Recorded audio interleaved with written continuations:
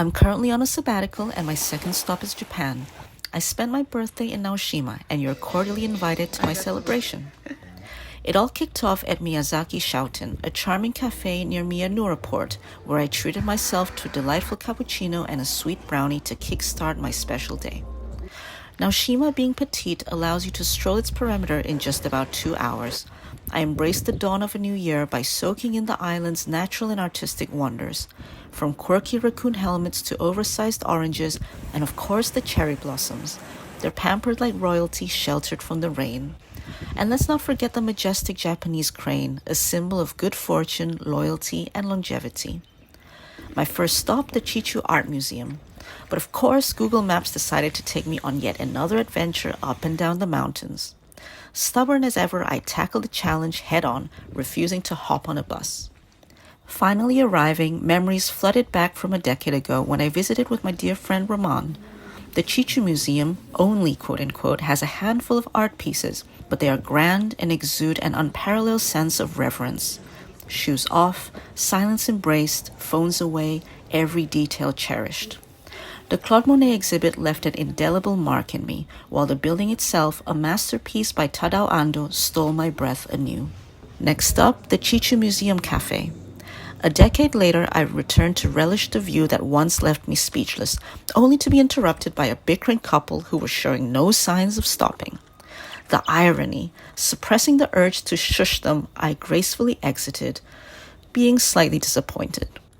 On my way down, I passed by the Lee Ufan Museum, where the outdoor space showcased his incredibly majestic work combining art and nature, evoking stillness and balance. I was also fortunate to visit the Valley Gallery, which had opened just a month before, featuring Yayoi Kusama's infamous Narcissus Garden with over 1,000 shimmering metal balls.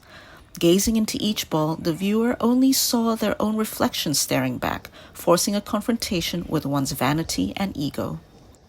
Continuing with my stroll, the sun began to gently peek through the clouds, coaxing me to pause at a beach adorned with captivating art installations. For the next half hour, bathed in the warm golden glow and serenaded by the rhythmic ocean waves, I found myself immersed in a precious moment of reflection. It was as though the beach belonged to me alone for that fleeting instant, a sanctuary for my thoughts and dreams amidst the vast expanse of sea and sky. In that tranquil interlude, I couldn't help but acknowledge the blessings of such serene solitude.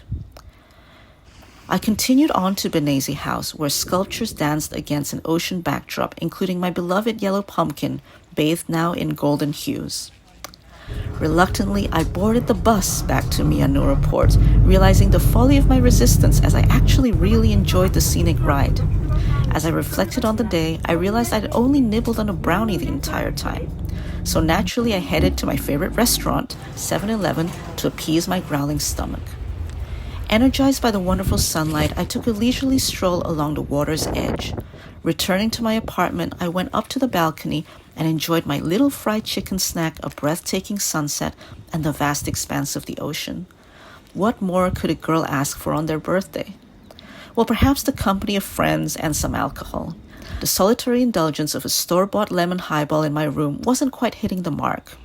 Following a recommendation from my friend Tom, I found myself at Tikurin, a charming izakaya run by a man in his late 70s, reminiscent of a Japanese Ian McKellen, effortlessly multitasking with a cigarette in one hand and a glass of whiskey in the other as he prepared our meals. It was an absolute delight. I indulged in some sake and sashimi while our host showered us with delightful freebies: crisp cucumber with a mystery sauce, succulent fried fish ribs, and mochi ice cream for dessert. Immersed in my own Suntory time, it felt like a scene straight out of what would be my version of Lost in Translation, and I cherished every moment of it. Despite its affordability at just 1,300 yen, which is roughly 8 euros, the experience was truly priceless. As I strolled home under a starlit sky, a realization dawned. It's not about recreating the past, but embracing the present and the memories yet to be made. Thank you for joining me.